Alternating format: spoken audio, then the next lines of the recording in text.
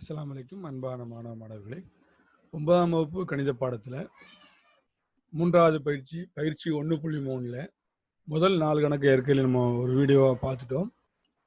அதே பயிற்சி 1.3ல் 5ஆம் கணக்குலேருந்து 7ஆம் கணக்கு வரைக்கும் என்ன செய்ய போகிறோம் அப்படின்னா இன்னொரு வீடியோவாக பார்க்க போகிறோம்.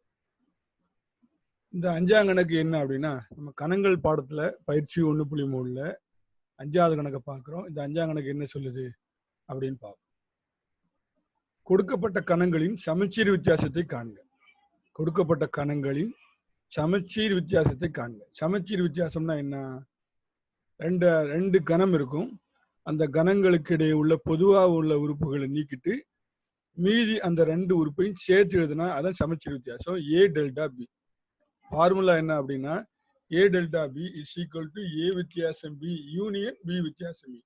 ரெண்டுல உள்ளதை கழிச்சுட்டு என்ன செய்யணும்? ரெண்டையும் சேர்த்து எழுது. யூனியன் ரெண்டையும் சேர்த்து எழுது. இது வந்து சமச்சீர் வித்தியாசத்துக்கான formula. A delta B is equal to A வித்தியாசம் பி யூனியன் பி வித்தியாசம் பி.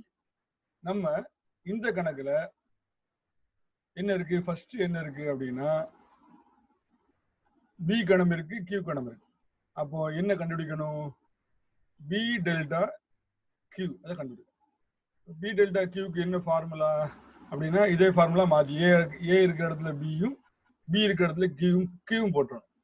அப்போ சீக்வல் டு பி வித்தியாசம் கியூ யூனியன் Q வித்தியாசம் P. சரியா? இது ஃபார்முலா. சரி, இப்போ நம்ம அடுத்து என்ன செய்ய போறோம் அப்படின்னா, இதை வெண்படம் மூலமா போட்டா ஈஸியாக கண்டுபிடிச்சிடலாம். இந்த முதல் கணக்கு இந்த 3 கணக்கு வெண்படம் மூலமாக போட்டோம்னா சமச்சீர் வித்தியாசம் P டெல்டா Q கண்டுபிடிச்சிடலாம். அதான கேள்வி. ஒவ்வொரு இரு கணங்களுக்கும் சமச்சீர் வித்தியாசத்தை காண்பு. முதல்ல இங்க என்ன இருக்கு? P. அதை ஒரு வெண்படமா போடுறோம். ஒரு படம் போடுவோம். அடுத்து வந்து Q. இப்போ ஃபர்ஸ்ட் என்ன செய்யணும் அப்படின்னா, இது P என்ற கணம், இது Q என்ற கணம். முதல்ல ரெண்டுக்கும் பொதுவான உறுப்புகளை கண்டுபிடிச்சு நடுவில் எழுதிக்கணும். சரியா? இங்க 3 2 இங்க இருக்கு, ஆனா அங்க இல்ல. 3 இங்க இருக்கு, இங்க இருக்கு. அப்ப 3 வரும். 5 இங்க இருக்கு, இங்க இருக்கு. 5 Pல இருக்கு, 5 Qல இருக்கு. சரியா? அடுத்து 11 Pல இருக்கு, 11 Qல இருக்கு.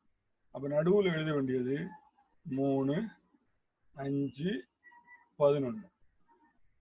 சரியா? அப்ப அதை எல்லாத்தையும் அழிச்சிடணும். அப்போ Pல மிச்சம் என்ன இருக்கு? 2 7. அப்போ P வட்டத்துக்குள்ள 2 7. Q வட்டத்துக்குள்ள மிச்சம் என்ன இருக்கு? 1 மட்டும். அப்போ இதுல இருந்து P டெல்டா Q நம்மளுக்கு ஈஸியா கிடைச்சிரும். அந்த கணங்கள் மாதிரி கணக்கு செய்ய வேண்டியதில்லை. P டெல்டா Q என்பது Pல இருந்து இந்த ரெண்டுக்கும் பொதுவான உறுப்புகளை அழிச்சிட்டு மிச்சம் என்ன இருக்கு? அந்த ரெண்டையும் சேர்த்து. மிச்சம் என்னெல்லாம் இருக்கு? 1 2 7. 1, 2, 7. இதுதான் P டெல்டா Q. இப்போ என்ன செய்யணும்? முதல்ல ஃபார்முலா எழுதிக்கணும். 2 கணங்கள் பட்டம் போட்டுக்கணும், மின்படம் போட்டுக்கணும். அப்போ P கணத்துக்கு Q கணத்துக்கு இப்படி உள்ள பொதுவான உறுப்புகளை P வெட்டி Q என்ற இடத்துல இந்த ஏரியாவில் நடுவில் உள்ள உறுப்பு பொதுவான இடத்துல எழுதிக்கணும். மிச்சம் உள்ள உறுப்புகளை அந்த பக்கம் இந்த பக்கம் எழுதிக்கணும். அதை சேர்த்து எழுதுனா Pல இருந்து Q கழிச்சுக்கணும், Pல இருந்து Q கழிச்சாச்சு, Qல இருந்து P கழிச்சாச்சு. மிச்சம் உள்ள உறுப்புகளை சேர்த்து எழுதுனா அதுதான் P டெல்டா Q. அப்போ 1ஆம் கணக்கு முடிஞ்சு போச்சா? இப்போ 2ஆம் கணக்கு. P delta Q எவ்வளவுப்பா? 1, 2, 7. அடுத்து இதுலயே 2ஆம் கணக்கு பார்ப்போம்.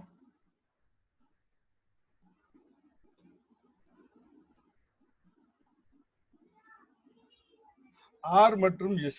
இதுக்கு R கணக்கு கொடுத்துருக்கா LMNOP. S கணக்கு வந்து கொடுத்துருக்கான் JLNQ. இது ரெண்டுக்கும் என்ன கண்டுபிடிக்கிறான்? சமச்சீர் வித்தியாசம் கேட்டிருக்கான். அப்போ R டெல்டா S இது கேட்டு. ஃபார்முலா என்ன சொல்லுங்க? R minus S union S minus R. Rல இருந்து S பொதுவான உறுப்புகளை கழிச்சுக்கணும். எஸ்ல இருந்து ஆறினுடைய பொதுவான உறுப்பு கழிச்சுட்டு ரெண்டையும் சேர்த்து எழுதிட்டோம்னா யூனியன் பண்ணிட்டோம்னா அது ஆர் டெல்டா எஸ். இதை வெண்படம் மூலமா ஈஸியா போடலாம்னு சொல்லியிருக்கோம். அதனால வெண்படம் போடுவோம். இது ஆர் வட்டம், இது வந்து எஸ் வட்டம் எழுதிக்கிடுவோம். இது ஆர், இது எஸ். முதல்ல ரெண்டுக்கும் பொதுவான உள்ள உறுப்புகளை எழுதிக்கணும். எல் இங்க இருக்கு, இங்க இருக்கு. அப்ப எல் எழுதிக்கலாம். அப்புறம் எம் இங்க இருக்கு, இங்க இல்ல. என் இங்க இருக்கு, இங்க இருக்கு. அப்ப என்ன எழுதிக்கலாம். மற்ற எதுவுமே இல்லை. அப்போ அந்த பொதுவான உறுப்புகளை அழிச்சிட்டு பொதுவான உறுப்பை தவிர மற்ற எழுதிக்கலாமா? ஆர்ல என்ன இருக்கு? MOP. அப்ப MOP.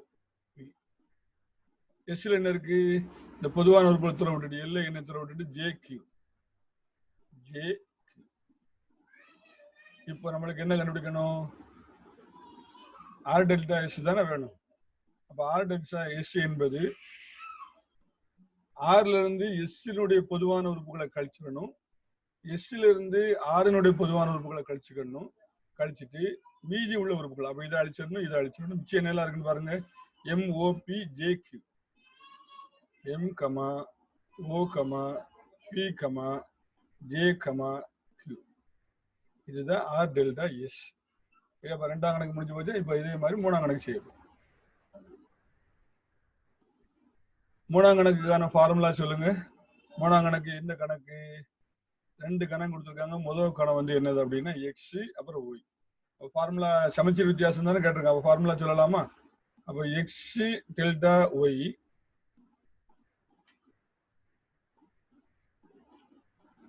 equal to x minus y union y minus x. இது ஃபார்முலா. அப்போ வெண்படம் மூலமா ஈஸியாக கண்டுபிடிச்சா வெண்படம் போடலாமா? வெண்படம் மூலமாக எக்ஸ் டெல்டா ஒய் ஈஸியாக கண்டுபிடிச்சிடலாம். அப்போ எக்ஸ், இது எக்ஸுக்கு வெண்படம், இது ஒய்க்கான படம். ரெண்டுக்குள்ள பொதுவான உறுப்புகளை எழுதிக்கலாமா? 5 இங்க இருக்கு, இங்க இருக்கு. 7 இங்க இருக்கு, இங்க இருக்கு. அவ்வளவுதான், வேற ஒண்ணும் இல்லை. அப்ப 5,7 நடுவில் எழுதிக்கணும். மிச்சம் எக்ஸ்ல மிச்சம் என்ன இருக்கு? 6. 6 இங்க எழுதிக்கணும். ஒயில என்ன மிச்சம் இருக்கு? 9, 10. அதை இங்க எழுதிக்கணும். 9, அப்போ இதுல இருந்து என்ன தெரிய வருது அப்படின்னா எக்ஸ் டெல்டா ஒய் கண்டுபிடிச்சால X delta Y equal to எக்ஸ்ல இருந்து ஒய்யை கழிக்கணும். அப்ப எக்ஸ்ல இருந்து ஒய்யை கழிச்சாச்சு. ஒய்ல இருந்து எக்ஸை கழிக்கணும். அப்போ ஒய்ல இருந்து எக்ஸை கழிச்சிட்டோம். இது எக்ஸுக்குள்ளது. மிச்சம் என்னெல்லாம் இருக்கு? 6, 9, 10. ரெண்டையும் என்ன செஞ்சுக்கணும்? சேர்த்துறோம். அப்போ இந்த ரெண்டு மிச்சம் உள்ளது சேர்த்து எழுதிட்டோம்னா 6, 9, 10 சேர்த்து எழுதிட்டோம்னா அதுதான் எக்ஸ் டெல்டா ஒய். சரிதானா? மாணவர்கள் இந்த 5ஆம் கணக்கு நன்றாக பார்த்து உங்க நோட்ல செய்யுங்க. அடுத்து நம்ம என்ன பார்க்க போறோம் அப்படின்னா 6வது கணக்கு. ரொம்ப ஈஸியான கணக்கு. கணக்குறியீடுகளை கொண்டு பின்வரும் நிழலிட்ட பகுதியினை குறிப்பிடவும் சொல்லிருக்காங்க. அப்போ இது ஏ, இது பி. சரியா? பியில இருந்து ஏனுடைய இங்க பியில மட்டும்தான் நிழலிட்டு இருக்காங்க. நல்லா பாருங்க, இந்த இடத்துல மட்டும்தான் நிழலிட்டு இருக்காங்க. அப்போ பியில இருந்து ஏ கழிச்சிருக்காங்க. அப்ப இந்த படத்துக்கு நேரம் இந்த படத்தை நம்ம போட்டுட்டு நோட்ல போட்டுட்டு இந்த படத்துக்கு நேர பி மைனஸ் ஏன்னு போட்டா அவ்வளவுதான். பி மைனஸ் ஏ அப்படின்னு போட்டாங்க. பியில இருந்து ஏ கழிச்சிருக்காங்க. அடுத்தது இந்த படத்தை கவனிங்க. ஏயும் பியும் சேர்த்து துறை விட்டுட்டு ஏயும் பியும் சேர்த்து துறை விட்டு இந்த வெளியே வந்து என்ன செஞ்சிருக்காங்க அப்படின்னா நிழலிட்டு இருக்காங்க. ஏபிக்குள்ள நிழலிடல. அப்ப ஏயும் பியும் சேர்த்து துறை விட்டுட்டாங்க. அப்ப அதனால ஏ யூனியன் பி அதுக்கு வெளியே. அப்ப எப்படி போடணும்? இந்த படத்துக்கு நேர கீழே இந்த படத்தை போட்டுட்டு A union B whole dash அப்படின்னா A union B whole dash அப்படின்னா ஏ யூனியன் பி தவிர வெளியே அப்படின்னா. அப்ப இந்த படத்துக்கு நேர கீழே போட்டு இந்த குறியீடை மட்டும் எழுதினா போதும். குறியீடு மட்டும் தான் எழுத சொல்லிருக்காங்க. நிழலில் கணக்குறியீடு கொண்டு பின்வரும் நிழலிட்ட பகுதியை குறிப்பிடவும். அடுத்தது நல்லா கவனிச்சிடுங்க. ஏ வட்டத்துக்குள்ள கோடு போட்டிருக்காங்க. ஆனா இந்த வெட்டு பிக்கு உள்ள வரல, பொதுவான இடத்துக்கு வரல. பி வட்டத்துக்குள்ள கோடு போட்டிருக்காங்க, நிழலிட்டு இருக்காங்க. ஆனா பொதுவான இடத்துக்குள்ள வரல. அப்போ இந்த படம் என்னது அப்படின்னா A delta B. A delta பிக்கு மட்டும்தான் நடுவில் உள்ள துறை விட்டுருக்காங்க. பாத்துக்கீங்களா? ஏ டெல்டா பிக்கு மட்டும்தான் நடுவில் உள்ள துறை விட்டு ஏ கணத்தையும் பி கணத்தையும் சேர்த்து எழுதியிருக்காங்க. அப்ப இந்த படம் என்னது அப்படின்னா ஏ டெல்டா பி. சரிதானா? ஏழாம் கணக்கு பார்ப்போம். ஏழாம் கணக்கு ஒவ்வொன்றுக்கும் ஒவ்வொரு வெண்படம் போடணும். ஏழாம் கணக்குல ஒன்னாம் கணக்கு ஏ, பி என்பன வெட்டும் கணங்கள் மற்றும் இ என்பது அனைத்து கணம் எனில் பின்வரும் பின்வருவற்றை வெண்படத்தில் குறிக்கவும். அப்ப இங்க ஏ கணம் போடணும், பி கணம் போடணும், 2 வெட்டு கணம், அப்ப வெட்டுற மாதிரி போடணும். இது அனைத்து கணம். அனைத்து கணத்துல என்ன போடணும்? ஒரு செவ்வக வடியில பாக்ஸ் போடுவோம்ல, அதையும் போடணும். அப்போ செவ்வக வடியில பாக்ஸ் போடணும், அதை காமிச்சிருங்க.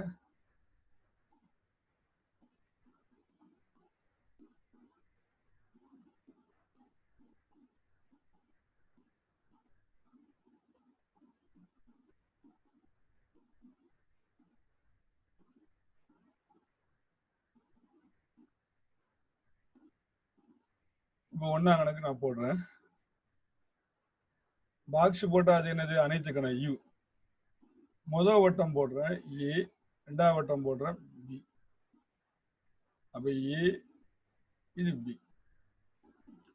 என்ன கேட்டிருக்காங்க? A union B. அதை கீழே எழுதிக்கணும்.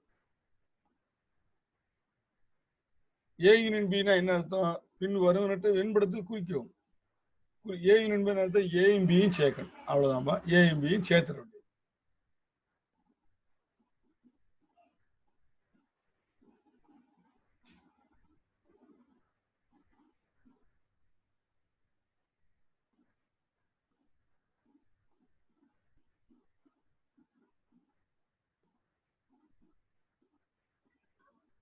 இப்படி சேர்த்துட்டு அதான் ஏ யூனியன் பி. அடுத்து என்னது? ரெண்டாவது படம். முதல்ல என்ன செய்யணும்? ஏ விட்டு பி போடுறதுக்கு முன்னாடி முதல்ல ஒரு பாக்ஸ் போட்டுக்கணும். அந்த பாக்ஸ் வந்து என்னது? அனைத்து கணம். அப்போ 2 வட்டங்கள் போட, ரெண்டுமே ரெண்டு வெட்டக்கூடிய வட்டங்கள். அவன் சொல்லிட்டான். இது ஏ கணம், இது பி கணம். அதுக்கு நேர படத்துக்கு நேர கீழே என்ன கேட்டிருக்கானோ நம்ம என்ன செய்ய போறோமோ அதை எழுதிக்கிடுவோம். ஏ வெட்டு பி இதை கேட்டிருக்கான். ஏ வெட்டு பின்னா என்ன அர்த்தம் சொல்லுங்க? ஏக்கும் பிக்கும் இடையே உள்ள பொதுவான இடம். அப்ப எந்த இடம்? இந்த இடம்.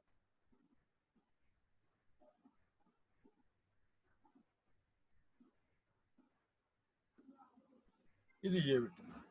சரிதானா?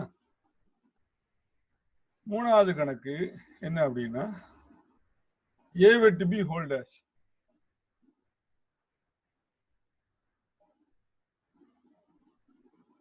மூணாம் கணக்கு ஏ வெட்டு பி ஹோல் டேஷ். ஏ வெட்டு பி ஹோல் டேஷ் ஒரு பிராக்கெட்டுக்குள்ள ஒரு கணக்கு வந்துச்சுன்னா முதல்ல பிராக்கெட்டுக்குள்ள ஃபர்ஸ்ட் செய்யணும். அப்போ ஒரு படம் போட்டுக்கிடுவோம், ஒரு கட்டம் போட்டுக்கிடுவோம். அது வந்து அனைத்து கணம். அப்புறம் உள்ள வந்து 2 வட்டம் போட்டுக்கிடுவோம். ஒரு வட்டம் ஏ வட்டம், ஒரு வட்டம் பி வட்டம். ஃபர்ஸ்ட் பிராக்கெட்டுக்கு உள்ளது என்னது? ஏ வெட்டு பி. அதை எடுக்கணும். அதை முதல்ல கண்டுபிடிப்போம். ஏ வெட்டு பின்னா என்ன அர்த்தம்?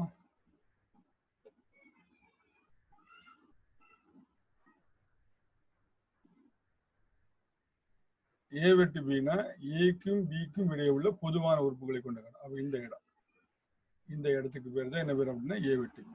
சரியா? உள்ள வந்துருச்சு, அது வரக்கூடாது.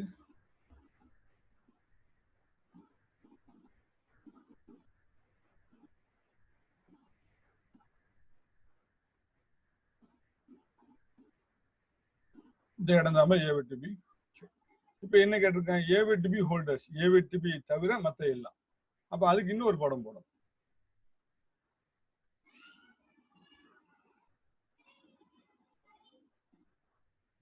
ஏ, இது பி. மொத்தமா அழிக்கணும். ஏ வெட்டு பி ஹோல்டர்ஸ்.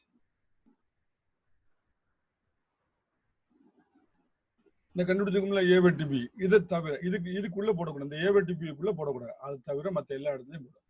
அப்ப கவனிங்க, அது தவிர நான் மற்ற எல்லா இடத்துலையும் எப்படி போடுறேன்னு பாருங்க. இதை விட்டுறணும்.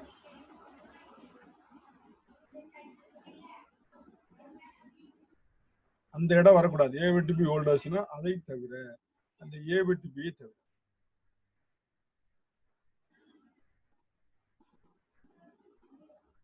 பாருங்க, அந்த ஏ வெட்டு பிக்குள்ள நான் போடல. சரிதானா? அது தவிர மற்ற எல்லா இடங்களும் ஏ வெட்டு பி ஹோல்டர்.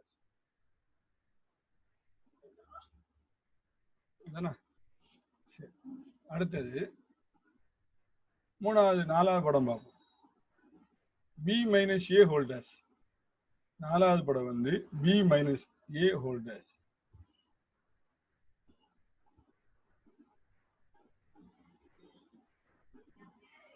பி மைனஸ் ஏ ஹோல் டேஷ். ஒரு பிராக்கெட்டுக்குள்ளதான் ஃபர்ஸ்ட் என்ன செய்யணும், பிராக்கெட்டுக்குள்ள செய்யணும் பி மைனஸ் ஏ. அப்போ ஒரு அனைத்து கணம் போட்டுக்கிடுவோம். போட்டாச்சா? இது ஏ, இது பி, இது அனைத்து கணம். ஃபர்ஸ்ட் என்ன கேட்கறா அப்படின்னா பி மைனஸ் ஏ பிராக்கெட்டுக்குள்ள உள்ளது இருக்குல்ல. அதுக்கப்புறம் ஹோல்டர்ஸ் கண்டுபிடிப்போம். பி மைனஸ்னா பியில இருந்து ஏனுடைய பொதுவான உறுப்புகளை கழிச்சிட்டு பியில மட்டும் போடணும். இந்த ஏ வரக்கூடிய ஏரியாவை தூர விட்டுட்டு பியில மட்டும் போட்டீங்கன்னா அது பி மைனஸ் ஏ. பொதுவான இடத்துக்கு போகக்கூடாது.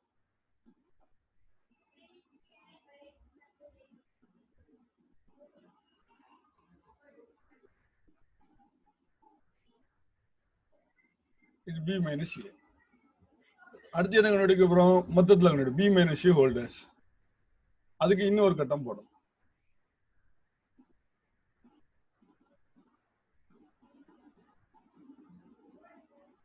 இது அனைத்து கணம், இது ஏ கணம், இது பி கணம், இது பி மைனஸ் ஏ ஹோல்டர்ஸ்.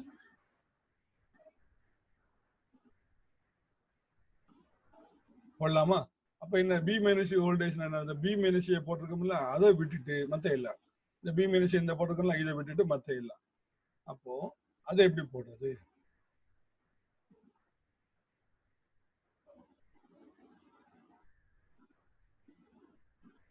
இப்ப கவனிங்க, இந்த பி மைனஸ் ஏ விட்டுட்டேன், அதை மட்டும் தான் விட்டுருக்கேன், மற்ற எல்லா இடத்துக்கும் போடலாம்.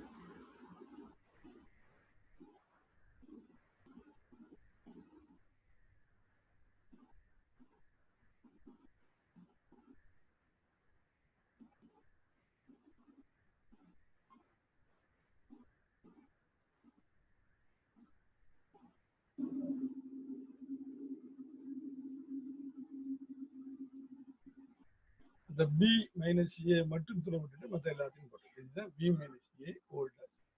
அடுத்து நம்ம பார்க்க போறது அஞ்சாவது படம். அஞ்சாவது படம் என்னது, A dash union B dash. A dash union B dash.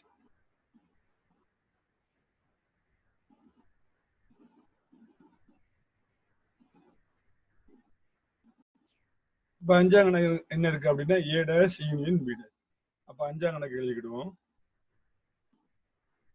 A dash union B dash.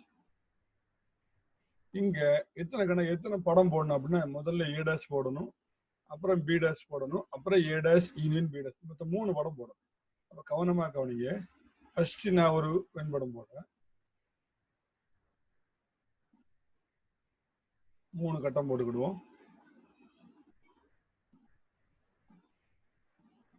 3 வட்டங்கள் போடுவோம். இங்க ஒரு 2 வட்டம், இங்க ஒரு 2 வட்டம், இங்க ஒரு 2 வட்டம், இங்க ஒரு 2 வட்டம். இது யூனியன், இது ஏ, இது பி, இது ஏ, இது பி, இது யூனியன், இது ஏ வட்டம், இது பி வட்டம், இது யூனியன். ஃபர்ஸ்ட் என்ன பண்ணணும், ஏ டேஷ் போடும். முதல் படத்துக்கு ஏ டேஷ். ஏ டேஷ்னா ஏ தவிர, ஏ வட்டம் எங்கெல்லாம் வருதோ அதை தவிர ஏ வட்டம் இருக்கா, இந்த வட்டத்துக்குள்ள போடக்கூடாது, மற்ற எல்லா இடத்துலையும் போடும்.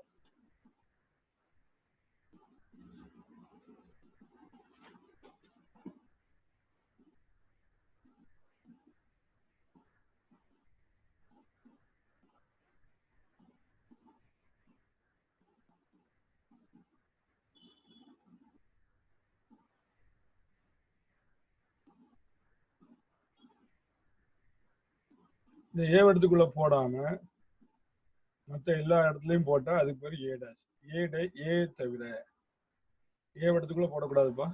ஏ வட்டத்துக்குள்ள போடாம ஏ வட்டம் எங்கேயெல்லாம் வருதோ அங்கேயெல்லாம் போடக்கூடாது.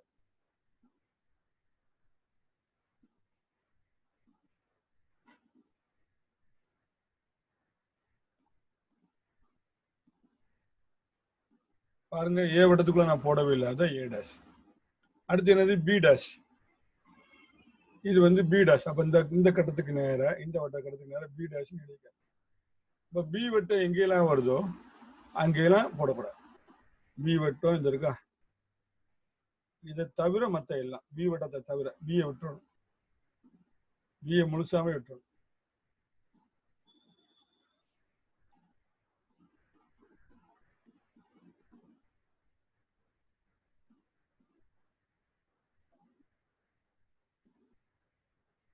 சரியா? அடுத்து இப்போ இந்த ரெண்டையும் சேர்த்து போடணும், அது இங்க எழுதுவோம். A dash union B dash. இப்போ இந்த ஏ டேஷையும் பி டேஷையும் சேர்த்து எழுதும். அப்போ ஏ டேஷையும் பி டேஷையும் எப்படி சேர்த்துறது? இங்கே ரெண்டையும் சேர்த்துடும். ஏ வரக்கூடிய இடம் இந்த இடம், இங்க நிலையிட்டு இருக்கோம், பியில நிலையிட்டு இருக்கோம். எங்கு நிழலிட? இந்த நடுவுல நிழலிடல, மற்ற வெளியே எல்லா பக்கமும் நிழலிட்டு. அப்ப நிழலிடாத பகுதி ரெண்டுலையும் இது மட்டும்தான், இதுவும் இதுவும் தான். அப்போ அதை மட்டும் விட்டுட்டு மற்ற எல்லாத்துலயும் கோடு போட்டோம்.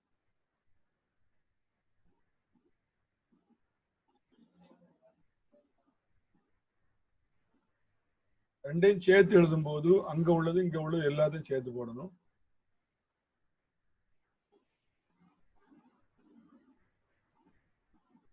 நடுவில் உள்ளதை மட்டும் விட்டுட்டு மற்ற எல்லாத்தையும் சேர்த்து போடணும், நிழலிட்டோம். இது A dash union B dash, நடுவுல மட்டும் வராது. அடுத்தது 7வது கணக்கு, 6வது கணக்கு, ஏ டேஷ் வெட்டு பி டேஷ்.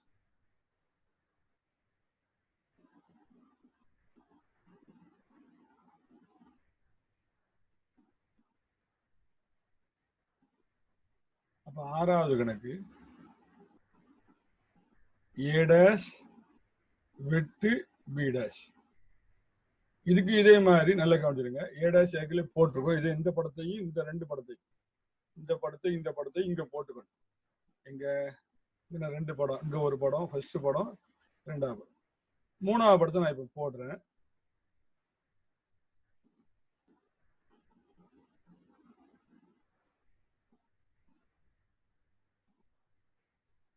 இது அணைச்சிக்கணும். இது ஏ டேஷ் வெட்டு பி டேஷ். இது ஏ கணம், இது பி வெண்படம். இப்ப ஏ டேஷ் வெட்டு பி டேஷ் என்ன அர்த்தம்? ஏக்கு வெண்படத்துக்கும் பி வெண்படத்துக்கும் இடையே உள்ள பொதுவான இடங்கள். அங்க ரெண்டுலயும் பொதுவா வந்துருக்கும்.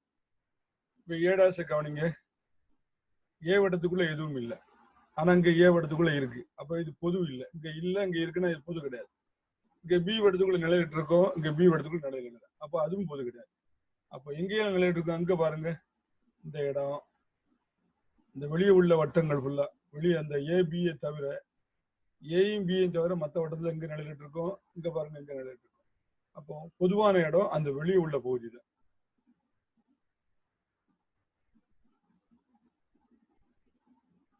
ஏயும் பியும் துறை விட்டுட்டு அந்த வெளியே உள்ள பகுதியை என்ன செஞ்சுக்கணும், நிலையிட்டு.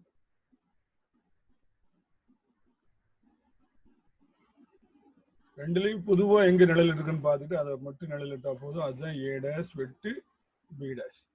ஏ வட்டத்துக்கும் பி வட்டத்துக்குள்ள வரல. ஏன் அப்படின்னா இங்க பொதுவா இல்லை. ஏ வட்டத்துக்குள்ள இங்க நிழலிடல, நிழலிட்டு இருக்கு, அப்ப பொதுவா கிடையாது. இங்க நிழலிட்டு இருக்கு, இங்க பில நிழலிடல, அப்ப பொது கிடையாது. மற்ற இடங்கள்ல இங்க வெளியே ஃபுல்லா நிழலிட்டு இருக்கு, இங்க வெளியே ஃபுல்லா நிழலிட்டு இருக்கு, அதனால அது பொதுவான இடம். அதுதான் ஏ டேஷ் வெட்டு பி டேஷ். கடைசி கேள்வி என்ன கேட்டிருக்காங்க அப்படின்னா, வெண்படம் 7வது கேள்வி, வெண்படம் 3 மற்றும் 5 உற்று நோக்கி உன்னுடைய கருத்தை எழுதுக. வெண்படம் 3, ஏ வெட்டு பி ஹோல்டர்ஸ்.